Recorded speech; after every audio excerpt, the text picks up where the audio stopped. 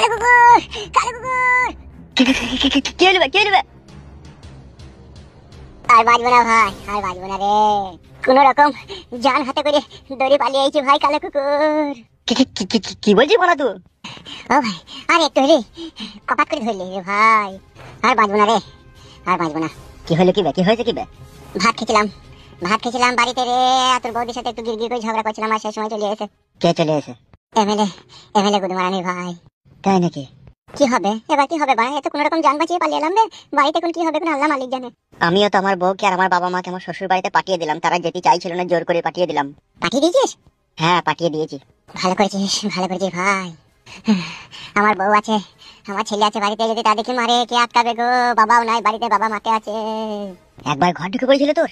তবে বড়া বলছি তোকে বালমুকুচুদা, আমি বসে বসে ভাত খেয়েছিলাম রে। আর তোর বউদের সাথে একটা ঝামেলা হয়েছিল, আর সেই সময় চলে এসে আর আমি পুঙ্গা চিড়ি দিয়ে দৌড়। তোর বউকে আবার মারধর করবে না তো বড়া? কি জানি বড়া, ও যা খানকি ছেলে শুয়ে বাচ্চা, এখন মারতেও পারে আবার নাও মারতে পারে। এমএলএ বিকাশ দত্ত এখন খ্যাপা কুকুর হয়ে গেছে। ও এখন যাকে পাবে তাকেই কামড়িয়ে দিবে। ও যা লোক, ও আমাদের বাড়িতেও যাবে। গোটা